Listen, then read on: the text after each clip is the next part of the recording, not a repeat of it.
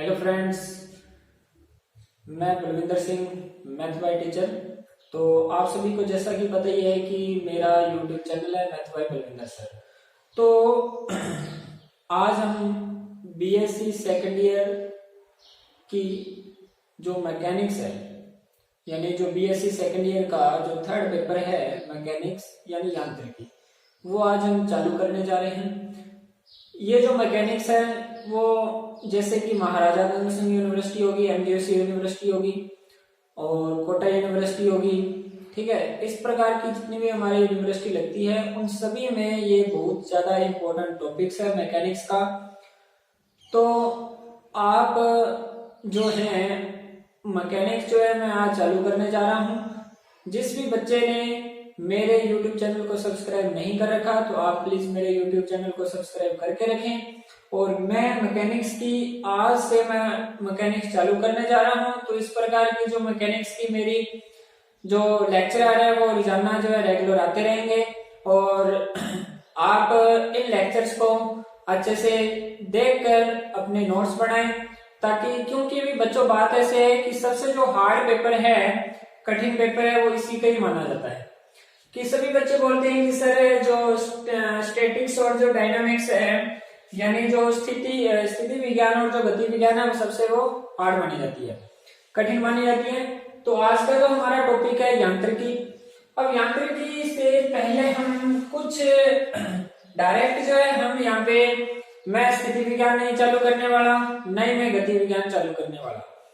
पहले जो है हम बेसिक जो है चीजें वो पढ़ेंगे, बेसिक से चालू करेंगे, थोड़े लो लेवल से हाई लेवल तक जाएंगे पहले। अब यदि मैं पर्सन चालू कर लूं तो फिर आपको पहले का जो बेसिक कंसेप्ट है वो आना चाहिए। तो आज का जो हमारा टॉपिक है वो है बेसिक कंसेप्ट का। तो ये जो हमारा टॉपिक है वो है बच्चों BSc second year, BSc second year का ये जो थर्ड पेपर है, बीएससी सेकेंड ईयर का थर्ड पेपर है।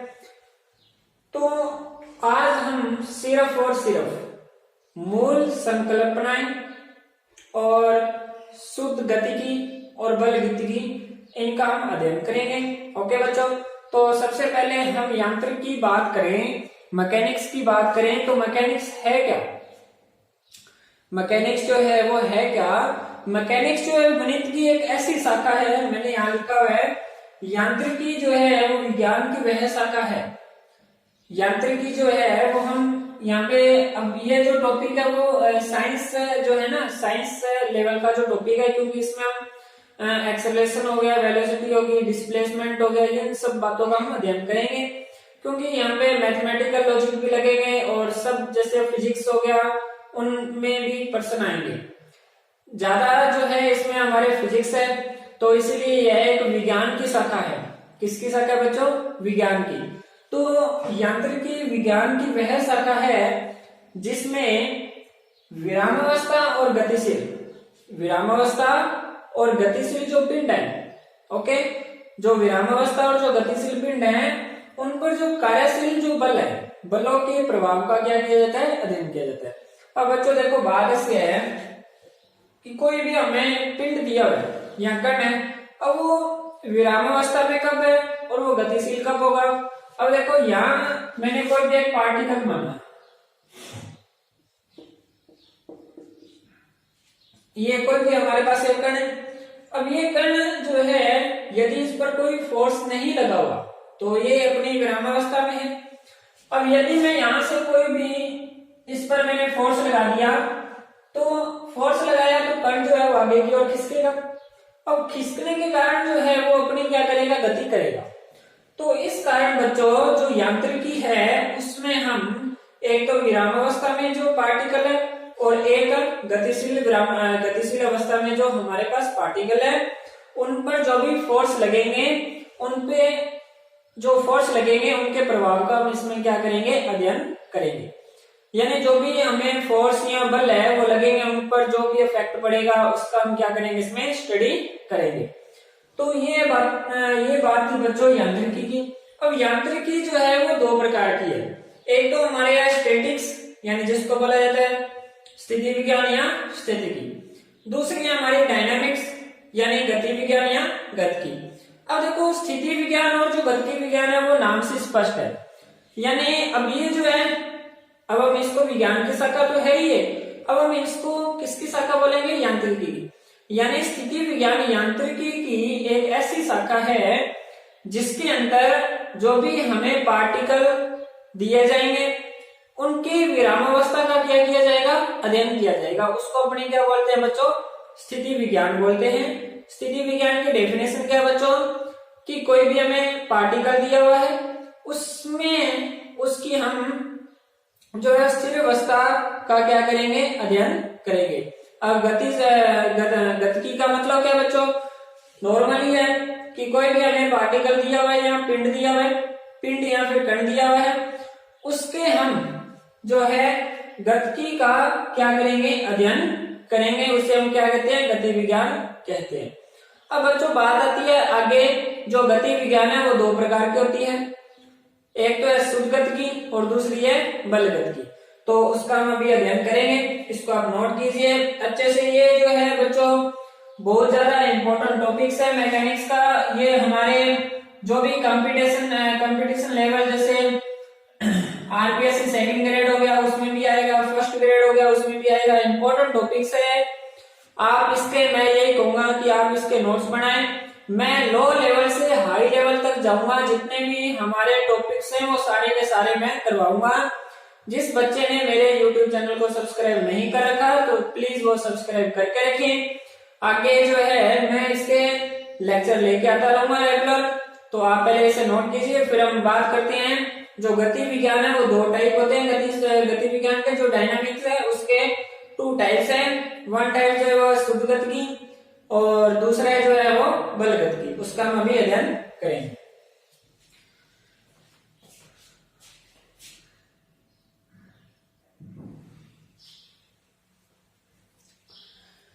अब जैसे कि मैंने आपको अभी ये बताया था कि जो गतिकी है वो दो प्रकार की होती है। हमारी जो पहली है वो शुद्ध गतिकी यानी जिसको काइनेमाइट्स या काइनेटिक्स बोलते हैं, ठीक है। शुद्ध गतिकी और बल गतिकी, ओके। बल गति यानी काइनेटिक्स जिसको बोलते हैं और इसको बोलते हैं काइनेमाइट्स, ओके। तो शुद्ध गतिकी का मतलब क्या है कि पिंडों की जो हमें पार्टिकल दे रखे हैं उनकी गति, जो उनकी पार्टिकल जो है हमें अब पता है कि जो गतिकी है उसमें हमें गति का अध्ययन करना है। पर शुद्ध गतिकी में हम क्या करेंगे बच्चों, जो भी पार्टिकल की जो मोशन होगी उसकी हम जियोमेट्री स्टडी करेंगे। जियोमेट्री स्टडी का मतलब कि हम उनके ज्यामिति का ही अध्ययन करेंगे, ओके बच्चों। शुद्ध गतिकी में हम जैसे विस्थापन हो गया, वेग हो गया, त्वरण हो गया, उनका हम अच्छे से अध्ययन करेंगे। और जो बल गतिकी है उसमें क्या होगा, गति का अध्ययन तो करेंगे, उसके साथ जैसे उत्पादक कारण हो गया, जैसे फोर्स हो गया, इनका भी हम साथ में अध्ययन करेंगे। बल गतिकी का मतलब जिसमें हम बलों का अध्ययन करेंगे, और शुद्ध गतिकी का मतलब जिसमें हम विस्थापन हो गया, वेग हो गया, त्वरण हो गया, उनका हम अध्ययन करेंगे, ओके। तो गति को दो भागों में बांटा था, शुद्ध गतिकी और बल गतिकी, ये दो टाइप है, उनका मैंने बता दिया क्या कुछ होता है इसमें। अब हम बात करते हैं बच्चों गति के प्रकार। गति के प्रकार यानी जो मोशन है वो कितने टाइप से होती है, वो मैं अभी अलग अलग आपको टाइप से बताता हूँ। जैसे कि बच्चों आपने पढ़ा होगा सरल रेखीय गति, ओके। सरल रेखीय गति क्या होती है कि कोई भी जैसे कण या पिंड है वो एक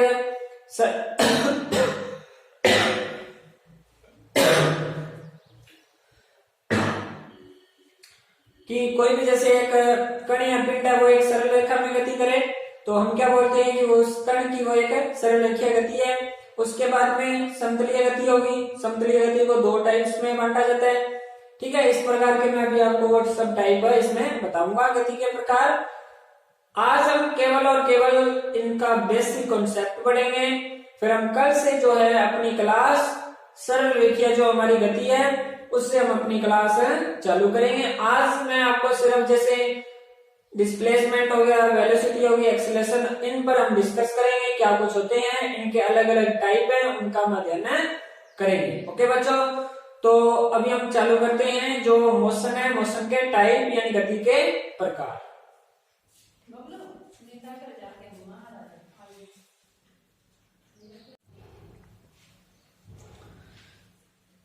अब देखो कि जो हमारे जो है आगे का जो टॉपिक है वो है गति के प्रकार। मैंने अभी आपको बताया था गति के जो प्रकार है, पहली जो गति है वो जैसे सरल रेखीय गति होगी।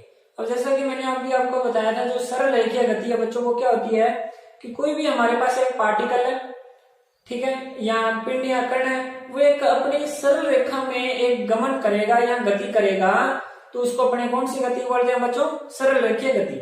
अब जैसा कि एग्जांपल के लिए, जैसा कि यहाँ हमारे पास कोई भी एक पार्टिकल है, ठीक है, ए पॉइंट है, ए पॉइंट पर हमारे पास कोई भी एक पार्टिकल है, ठीक है। तो यहाँ पार्टिकल था, वो अपनी मोशन करता करता यानी गति करता करता यहाँ बी पॉइंट पर आया। उसने मान लिया यहाँ से लेके यहाँ तक की कुछ उसने x मीटर दूरी तय की, उसने कोई भी डिस्टेंस उसने तय की। तो वो एक सरल रेखा में कोई भी पार्टिकल है या कण है, वो एक सरल रेखा में यदि गतिमान है तो उसे अपने कौन सी मोशन बोलते हैं? गति बोलते हैं, सरल रेखीय गति बोलते हैं। उसके बाद में बच्चों आती है समतलीय गति। अब कोई भी जैसे पार्टिकल है या कण है या पिंड है, वो एक समतल में यदि गतिमान हो, समतल का मतलब ये है हमारे पास 3D में आता है, समतल का मतलब कहीं भी वो गतिमान हो। जैसा कि हमारे पास 3 एक्सिस होते हैं, ये y एक्स हो गया और ये x एक्स हो गया और ये जो है वो z एक्स हो गया। z एक्स इस प्रकार से परपेंडिकुलर होता है।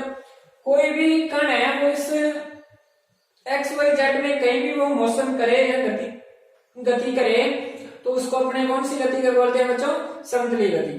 अब समतलीय गति जो है 2 प्रकार की होती है, उनके आगे टाइप है, 2 भागों में उसे बांटा गया है, यानी 2 प्रकार की। जैसे पहली होगी वर्तीय गति और दूसरी होगी प्रवलयाकार गति। अब वर्तीय गति का मतलब क्या है? कोई भी पार्टिकल है वो वर्त के अनुदिश गतिमान हो, कि कोई भी जैसे पार्टिकल है, जैसा कि यहाँ से एक पार्टिकल चला वो एक वर्त के अनुदिश गतिमान है, ठीक है।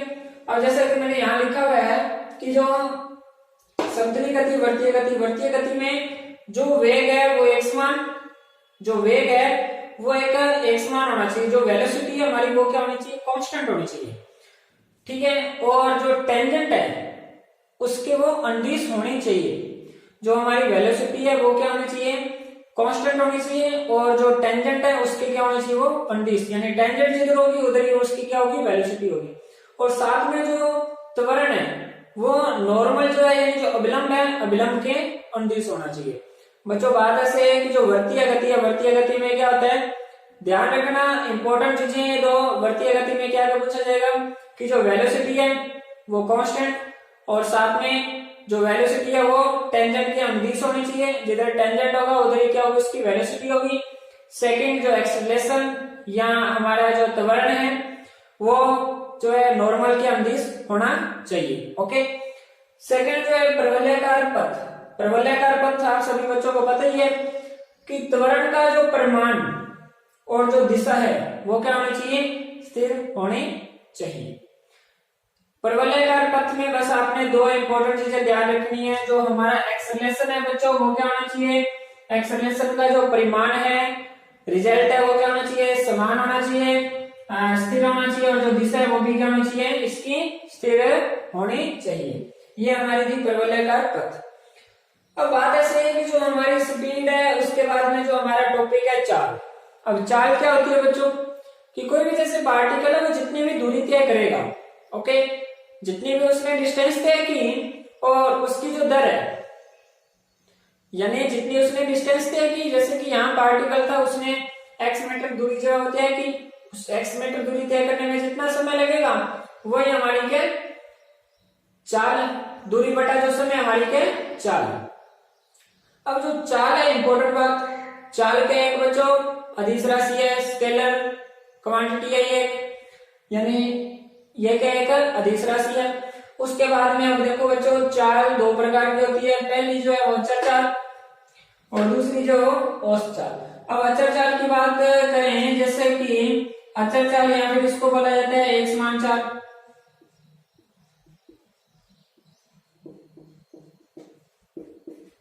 इसको क्या बोला जाता है, एक समान चाल।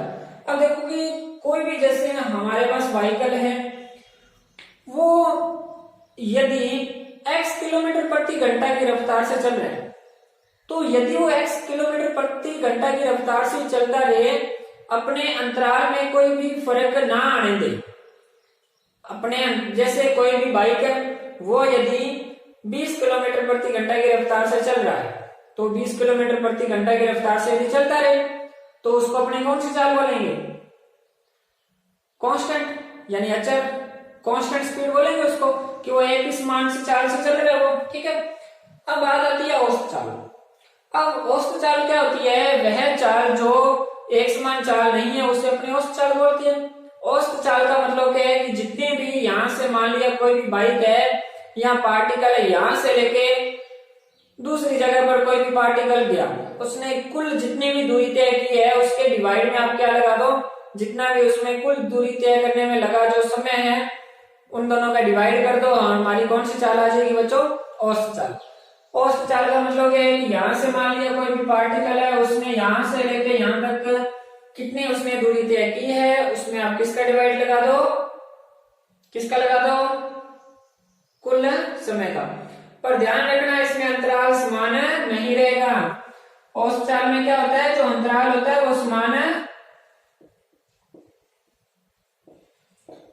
अंतराल जो है वो समान नहीं रहेगा, बदलता रहेगा। जैसे कि वो पहले 30 किलोमीटर प्रति घंटे की रफ्तार से चल रहा है, उसके बाद में वो अपनी चाल चेंज भी कर सकता है, उसके बाद में फिर चाल चेंज कर सकता है। इस प्रकार से अंतराल इसमें समान नहीं रहेगा, इसलिए इसको औसत चाल निकालते हैं। औसत चाल कैसे निकालते हैं, जितनी भी उसने कुल दूरी तय की है उसमें अपने कुल जो टाइम है उसका डिवाइड लगा देंगे, तो वहां से क्या आ जाएगा बच्चों, औसत चाल आ जाएगी, यानी एवरेज स्पीड हम निकाल सकते हैं। तो ये हमारा टॉपिक था बच्चों, गति के प्रकार हो गए। उसके बाद में मैंने आपको स्पीड बताई। स्पीड्स के 2 टाइप्स थे हमारे पास, ठीक है, एक तो कांस्टेंट हो गया और दूसरा हो गया एवरेज स्पीड। ओके, अब हम बात करते हैं अपने आगे 3 टॉपिक है। पहली बात विस्थापन, दूसरी बात वेग, तीसरी बात त्वरण। इन तीनों के बारे में आप भलीभांति, जिनके पास साइंस है वो बच्चे तो इनको भलीभांति जानते हैं, जिन बच्चों के पास आर्ट है तो उनको भी अपने अभी अच्छे से सिखाएंगे। इसको नोट कीजिए, फिर आगे हम पढ़ते हैं।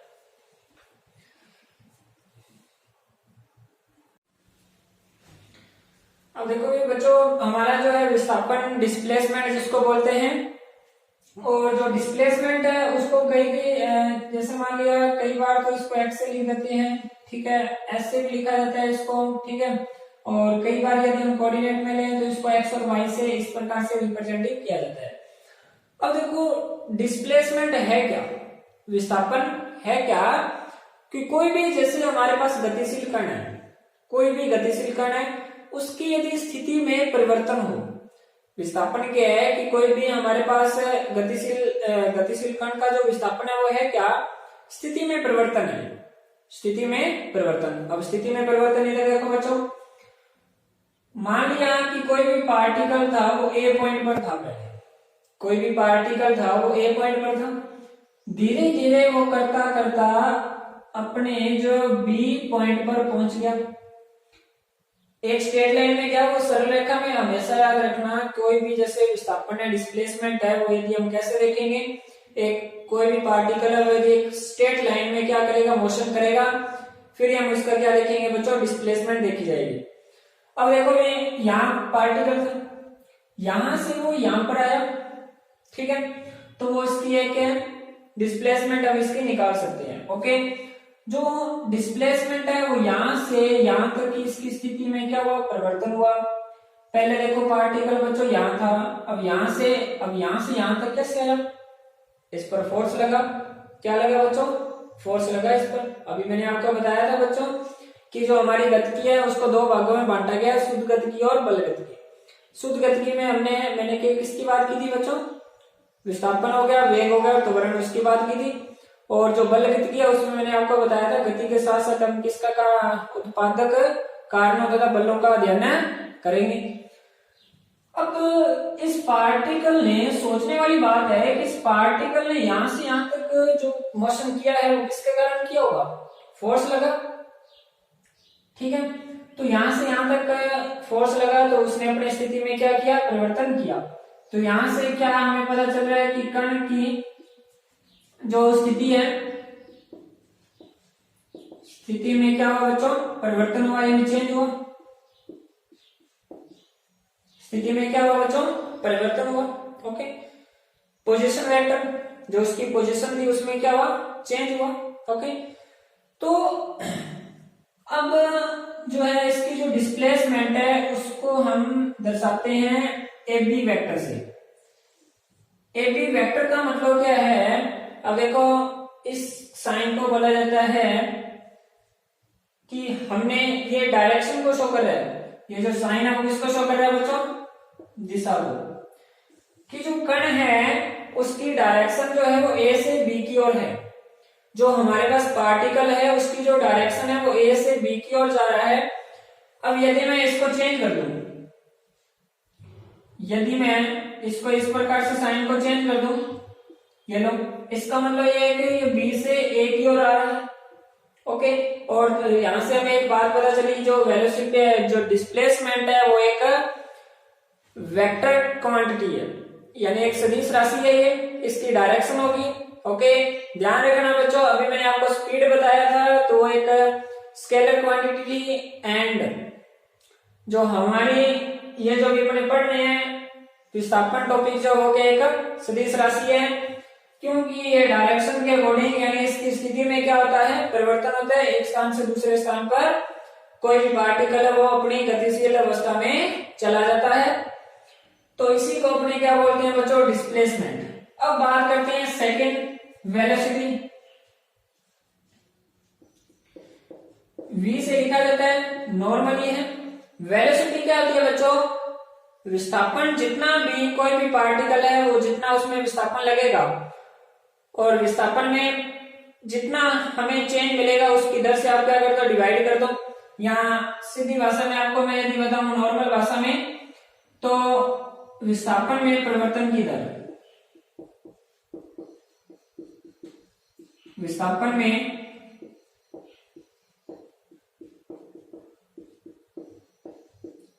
में जो परिवर्तन की दर है उसको अपने क्या बोलते हैं बच्चों, वेलोसिटी। अब लास्ट एंड फाइनल जो है हमारे पास एक्सेलरेशन यानी त्वरण। त्वरण को ए से लिखा जाता है, एफ से लिखा जाता है, और अब ये क्या है, वेग में परिवर्तन, वेग में परिवर्तन की दर। इंपॉर्टेंट बातें बताने जा रहा हूं बच्चों, इसको थोड़ा ध्यान से देखना। जो हमारी वेलोसिटी है, वेलोसिटी को हम इस प्रकार से लिख सकते हैं, ds/dt। इसमें क्या है, विस्थापन में परिवर्तन की दर है। dt का मतलब, d का मतलब क्या है बच्चों, यहाँ पे दर का मतलब टाइम, d का मतलब क्या है, परिवर्तन यानी चेंज हो रहा है। यहाँ इसको कई बार हम dx/dt से भी लिख देते हैं, कई बार dy/dt से भी लिखा जाता है इसको। ओके। अब बात आती है जो हमारे इसने बोला है कि त्वरण जो है वेग में परिवर्तन की दर है, तो इसको हम बोलेंगे dv/dt, और इसको इस प्रकार से लिखा जाता है d2x/dt²। कई बार इसको इस प्रकार से भी रिप्रेजेंट किया जाता है, d2s/dt²। ओके बच्चों, तो ये हमारे आज का जो कंसेप्ट था, मैं आशा करूंगा कि आपको अच्छे से समझ में आया होगा, और आप जो है इस कंसेप्ट, आज के जो बेसिक हमने जो पढ़ा है, आज हमने एक तो मैकेनिक्स के बारे में अध्ययन किया है कि मैकेनिक्स है उसके 2 टाइप्स हैं, ठीक है, उसको 2 भागों में बांटा गया, 2 अलग अलग डिवाइड किए गए उनको, स्थितिकी और गतिकी। उनके हमने अलग अलग, गतिकी के मैंने आपको 2 टाइप बताए, शुद्ध गतिकी और बल गतिकी। शुद्ध गतिकी में हमने क्या क्या पढ़ा, विस्थापन पढ़ा, त्वरण पढ़ा और वेग पढ़ा, और बीच में हमने स्पीड के बारे में भी अध्ययन किया, ठीक है, और गति के प्रकार पढ़े, सरल रेखीय गति होगी, समतलीय गति होगी। समतलीय गति में हमने 2 टाइप पढ़े थे, वृत्तीय गति और प्रवलयाकार गति। ओके बच्चों, तो आज की हमारी क्लास इतनी थी। आप मेरे YouTube चैनल को सब्सक्राइब करें और शेयर जरूर करें, और यदि आपको वीडियो अच्छी लगी तो लाइक जरूर करें और कमेंट करके जरूर बताएं कि इस टॉपिक्स में कहाँ आपको डाउट है तो मैं आगे से आपको और अच्छे से समझाऊं। ओके बच्चों, शेयर करना ना भूलें क्योंकि ये क्लास बहुत ज्यादा इंपॉर्टेंस है। तो आप इसके साथ साथ नोट्स बनाइए और क्योंकि आपको आगे जाके ये चीजें काम आई। ओके बच्चों, लो लेवल से हाई लेवल की ओर बढ़ेंगे। ओके बच्चों।